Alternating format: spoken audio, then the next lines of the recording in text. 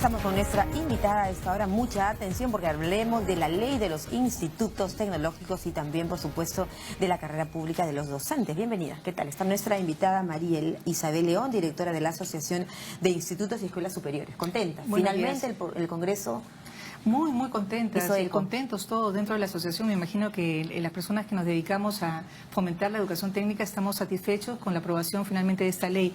Estamos esperando que la promulgue el presidente de la República finalmente. En próximos días, ¿no? Sí. Bueno, hablemos un poco de los cambios que marca y de las mejoras, sobre todo, que marca esta ley que ha sido aprobada en el Congreso de la República por más de 80 votos, ¿no es cierto? Que ha tenido su tiempo, su proceso de espera y que el día de hoy marca además una nueva expectativa para aquellos alumnos de institutos superiores tecnológicos y escuelas superiores de estudio. Así es. Uno de los principales puntos que rescatamos es la modificación de la Ley General de Educación. Ya en el Perú no se va a hablar de que la educación superior, que es el segundo nivel, digamos, de la educación que nosotros tenemos dentro de la ley, va a estar dividido en universidades, institutos y escuelas. Eso queda fuera ya totalmente. Ahora vamos a hablar de la educación superior dividida en pregrado y posgrado. Quiere decir que los institutos, las escuelas y las universidades ofrecemos todos una educación superior, lo cual es muy bueno para poder revalorizar esta educación técnica que ha venido siendo tratada por años como el patito feo, ¿no? Bueno, efectivamente, el espíritu de la ley es que busca la homologación, digamos, ¿no es cierto? Sí, la homologación de las carreras profesionales superiores. Hablemos, por ejemplo, de los grados de bachiller que vamos a poder obtener. Bueno, la novedad que trae esta ley es justamente la introducción de un grado de bachiller técnico. Se crean no solamente los institutos de educación superior, que son aquellos que van a dar carreras de 80 y de 120 créditos, porque ahora la medida, la moneda, digamos, de tránsito ya no va a ser tiempos, semestres, sino créditos. 80 créditos para la carrera, sí, para la carrera que da un título técnico, 120 créditos para una carrera que otorga un grado de bachiller técnico. 120 créditos, da un grado de bachiller técnico que puede conducir al título profesional técnico, y la novedad es la aparición de las escuelas superiores, que son aquellas que van a poder dar un grado de bachiller similar al de la universidad, con 200 créditos de estudio y que, digamos, es como equiparar la cancha, digamos, para que la educación superior no solamente se vea como universitaria y no universitaria, como estuvo tratada por muchos años, sino universitaria, ¿no? Y técnica. Ese grado que se obtiene con 200 créditos es similar al de la universidad. Eso te iba a preguntar, si tú estás en una universidad y si no estás en una universidad y optaste por un instituto superior o escuela superior, ya no va a medirse, digamos, por los años, sino por los créditos. Exactamente. ¿Son los mismos? Sí, son los mismos. Digamos, la ley universitaria ha marcado algunas diferencias con respecto a estas nuevas escuelas que se crean en este texto de ley. Por ejemplo, en la ley universitaria se fija que una carrera de pregrado se ofrece con 200 créditos y con una duración de 5 años, marcado en la ley, con 2 semestres por año, que lo dice también la ley universitaria. En nuestro caso, se habla de las escuelas que ofrecen el grado de bachiller con 200 créditos, pero no se marca un tiempo calendario. Quiere decir que aquí va a primar la posibilidad de que el estudiante cree su propio itinerario, digamos, que se matricule por ejemplo, en las unidades didácticas, puede ser, y que estas unidades didácticas respondan a una determinada cantidad de créditos, con lo cual el avance que puede hacer de su carrera puede marcarse pues en 3 años o puede marcarse de repente en 4, en esta lógica, digamos, de escuelas con grado de bachiller, que es la novedad que trae la ley. Exacto. Y qué interesante, porque puedes además, igual si sales de un instituto superior, decir, soy efectivamente un profesional con un título. Antes no teníamos el bachiller, me parece. Bachiller no, pero sí habían títulos, sí. Sí, que título a nombre de la nación, por supuesto. Ahora, las novedades y lo bueno que trae esta ley para el sector privado, por ejemplo, es la flexibilización que hemos venido pidiendo desde nuestro gremio hace años. Desde que entró el ministro Saavedra, nosotros le pedíamos que hiciera una flexibilización de la norma porque estábamos sobreregulados. Esta ley trae la facultad de que los institutos privados puedan regular el número de sus alumnos que matriculan de acuerdo a su propia capacidad, crear sus sistemas de admisión, crear sus sistemas de registro de notas que son auditables, digamos, por el ministerio. Ya no hay que mandar papeles y papeles al ministerio, cuidamos los arbolitos, ellos pueden venir a supervisarnos, los títulos los podemos emitir nosotros en base al formato oficial y registrarlos en las instancias oficiales. Todo esto es flexibilización. Qué bueno. En el marco de la flexibilización también que ustedes han pedido, qué interesante ver que no va a haber institutos tugurizados o escuelas superiores tugurizadas, porque imagínate, la población sobrepasa muchas veces la infraestructura de ese local de estudio. Mira, María Jesús, nosotros lamentablemente en la educación técnica tenemos escasa población. Apenas en los institutos públicos, que son 340, hay 110.000 estudiantes en este momento, y en los privados hay una diferencia de 290.000 más o menos, y no es mucho, es poco. Lo que esta ley va a permitir justamente es que la educación tecnológica que se ofrece en institutos y escuelas pueda potenciarse. Yo estoy segura que ahora que se abren las filiales también dentro del texto de de la ley, que se fijan, digamos, estándares mínimos para licenciamiento, que nos parece muy positivo. Va a poder abrir las puertas a que más entidades y más fondos que están dando vueltas en el mundo y que quieren invertir en educación lo hagan, no solamente en nuestra capital, sino en todas las provincias a nivel del país. Para marcar una mejora también, sin lugar a duda, María Isabel, tenemos que hablar de la calidad de los docentes. Aquí, ¿cómo se está mirando, de acuerdo a la ley, por ejemplo, el aspecto del pago, el aspecto de la escala remunerativa, claro, ¿no es cierto? Las regulaciones que vienen dentro de este texto de ley son para las instituciones públicas. Se crea este organismo que se llama Educatec, que me parece muy positivo y que va a recibir de parte del Ministerio de Educación el encargo de gestionar todos los institutos tecnológicos que se puedan crear en el país. Ya no van a haber estas ideas, digamos, de que las regiones creaban libremente institutos sin ningún tipo de estudio o de sustento. Ahora tiene que canalizarse a través de Educatec.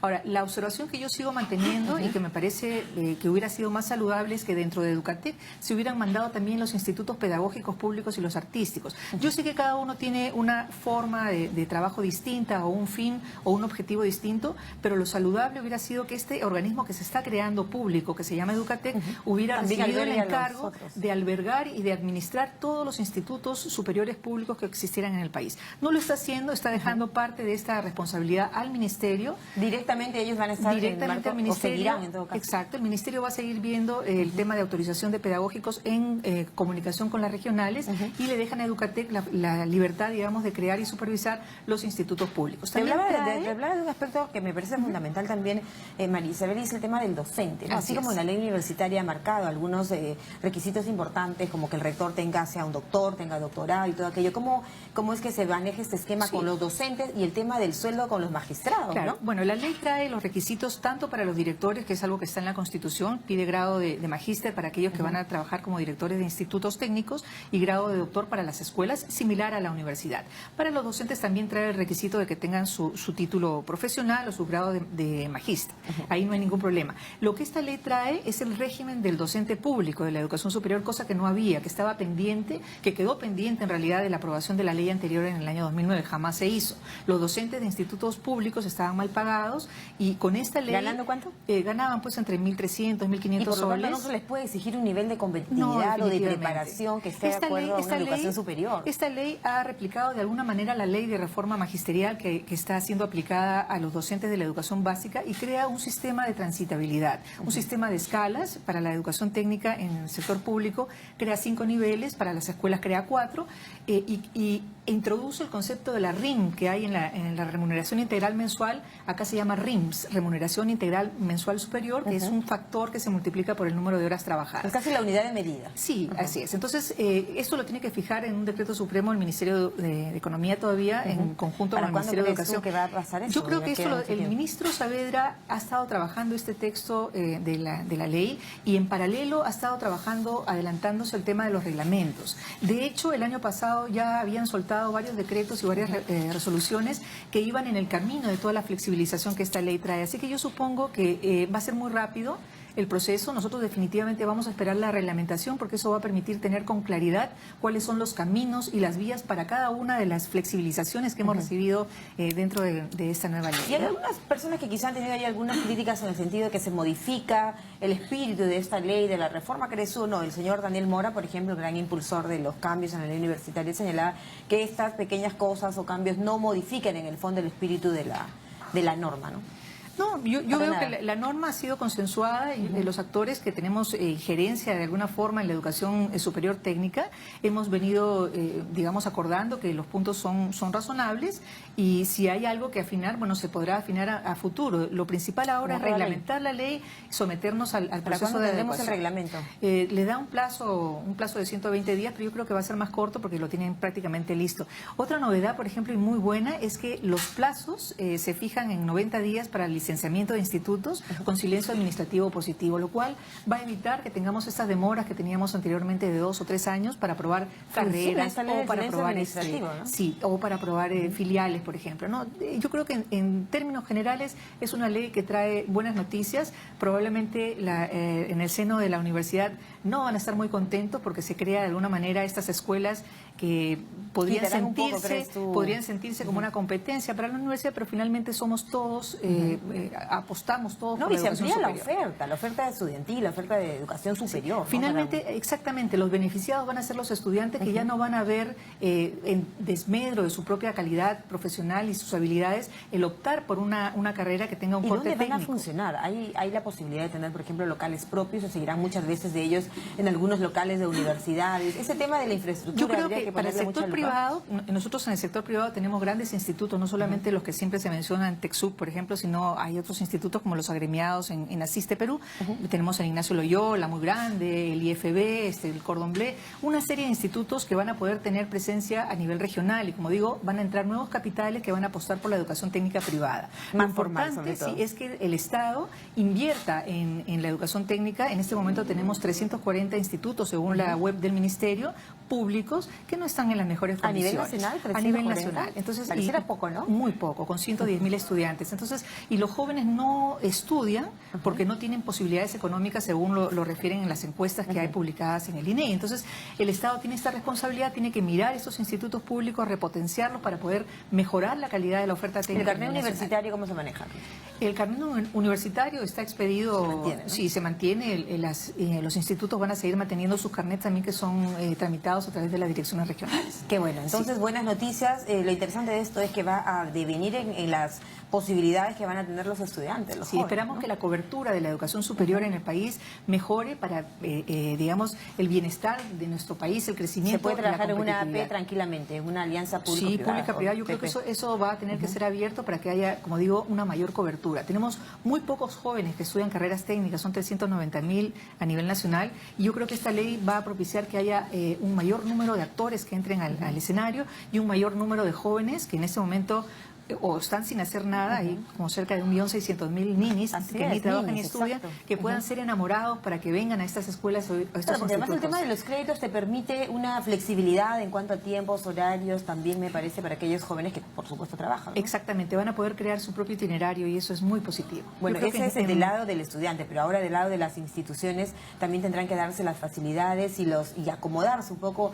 al tema de la demanda que van a tener. Sí, sí, Sin duda. Sí, yo estoy segura que, como digo, esta ley va a permitir bajar vallas que estaban muy altas burocráticamente hablando y permitir el flujo de inversión privada, que es lo que ha repuntado la educación Tengo la superior impresión en que nuestro es país. el objetivo y el gran beneficio se va a ver también en las regiones, ¿no?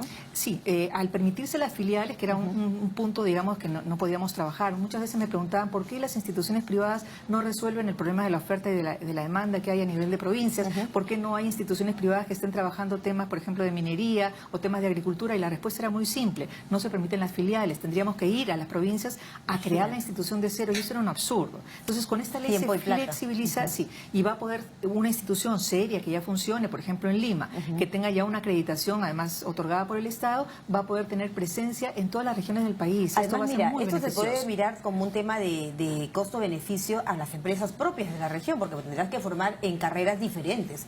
En Arequipa no será la misma necesidad de técnicos que se requieren en la selva, por ejemplo, o en el norte o en el sur, ¿no? Habría que mirarlo desde el punto de vista también de la necesidad regional. Sí, la ley permite además las alianzas con el sector productivo, que es algo muy positivo. Y otro punto, por ejemplo, que también tengo que rescatar es que la ley contempla las experiencias formativas en situaciones reales de trabajo. Este término difiere de lo que manda la ley de modalidades formativas, y es una forma de liberalizar la posibilidad de que los alumnos de instituciones técnicas puedan ir a hacer pasantías o estas experiencias, digamos, que no están todavía reguladas, sin la carga pesada que hay para las empresas en este momento, que significa pagarles un salario o medio salario a sus estudiantes, y que ha restringido la posibilidad de que los jóvenes accedan a las empresas y puedan consolidar su formación profesional. O sea que todas las salidas que están, digamos, previstas en esta ley son definitivamente positivas. Qué bueno, una buena noticia, y nos encanta saber sobre todo que va en beneficio de los jóvenes, de esos ninis, que son cuántos en el país que ni estudian ni trabajan. ¿Entre qué edades? 1.600.000 son 18 y aquellos 24, ¿no? entre 17 y 24 años. Es una lástima. Es una lástima, hacia recuperarlos. Recuperarlos, El Estado enamorarlos y traerlos a estudiar. Tiene mucho que hacer acá, hay mucho que ver, Definitivamente, sin duda. invertir en la educación técnica en nuestro país.